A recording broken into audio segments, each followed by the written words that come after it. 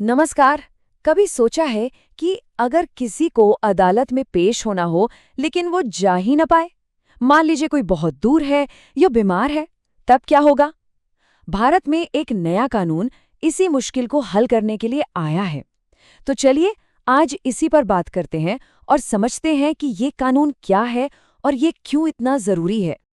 जरा सोचिए, अदालत से बुलावा आता है लेकिन कोई व्यक्ति सैकड़ों किलोमीटर दूर फंसा हुआ है या फिर किसी की तबीयत इतनी खराब है कि वो बिस्तर से उठ भी नहीं सकता। ऐसे में कोर्ट जाना तो लगभग नामुमकिन है। पहले ये एक बहुत बड़ी समस्या हुआ करती थी, लेकिन अब कानून में एक नया रास्ता निकाला गया है। और अच्छी खबर ये है कि अब हमारे पास एक नया कानून है जो सीधे सीधे इस प्रॉब्लम का एक सल्यूशन देता है। ये सुनने में शायद एक छोटा सा बदलाव लगे, लेकिन इसका असर बहुत बड़ा हो सकता है। इससे हमारी पूरी कानूनी प्रक्रिया ज्यादा आसान और प्रैक्टिकल बन सकती है। तो चलिए सीधे मुद्दे पर आते हैं। हम बात कर रहे हैं भारतीय नागरिक सुरक्षा संहिता 2023 के सेक्शन 134 की। जी हाँ, यही वो कानून है जो इस पूरी स्थिति को बदलने की ताकत रखता है। आइए जरा गहराई में जाकर देखते हैं कि कैसे।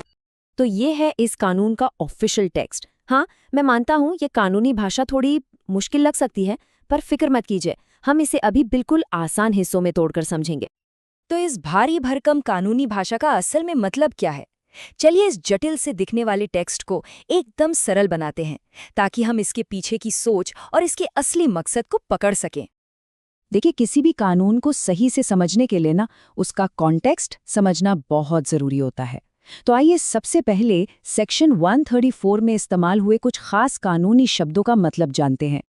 तो सवाल ये है कि ये कानून आखिर लागू कब होता है? ये आमतौर पर तब होता है जब किसी व्यक्ति पर शांति भंग करने का शक होता है। मजिस्ट्रेट उन्हें बुलाते हैं और फिर एक सुनवाई होती है।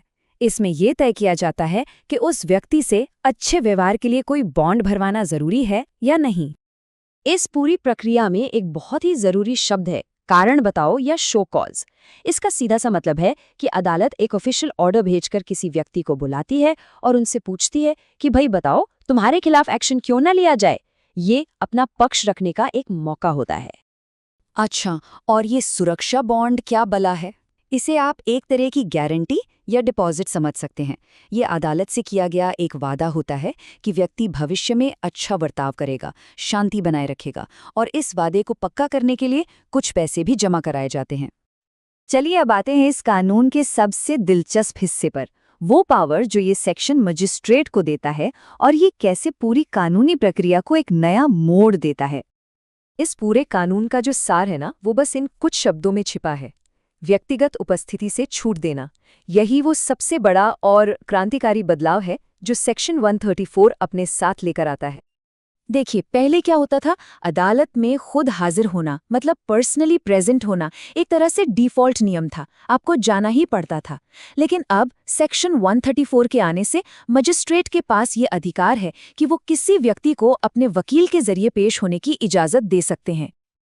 लेकिन ठहरिए, ऐसा नहीं है कि यह छूट बस मांगने से मिल जाती है। मजिस्ट्रेट को यह देखना होता है कि पेश न होने का कोई पर्याप्त कारण है भी या नहीं, और ये कारण कोई छोटा मोटा बहाना नहीं, बल्कि कोई ठोस और गंभीर वजह होनी चाहिए, जैसे कि लंबी दूरी, कोई गंभीर बीमारी या कोई और बड़ी मजबूरी। तो ठीक है, ये कानूनी बदलाव हो गया, लेकिन सवाल ये है कि आखिर ये इतना मायने क्यों रखता है? इसका आम लोगों और हमारी न्याय व्यवस्था पर असल में क्या असर पड़ेगा? चलिए अब इसे समझते हैं। इसके फायदे कई हैं। सबसे पहले तो ये उन लोगों की मुश्किल कम करता है जिनके लिए अदालत तक आना जाना एक बड़ी चुनौती है। इससे ना सिर्फ नागरिकों का बल्कि अदालत का भी कीमती समय और पैसा बचता है। और सबसे बड़ी बात, ये सुनिश्चित करता है कि सिर्फ इसलिए कि कोई फिजिकली प्रेजेंट नहीं हो सकता, न्याय मिलने में देरी न हो। ये कानून असल में सुनवाई के सार को उसकी औपचारिकता से ऊपर रखता है।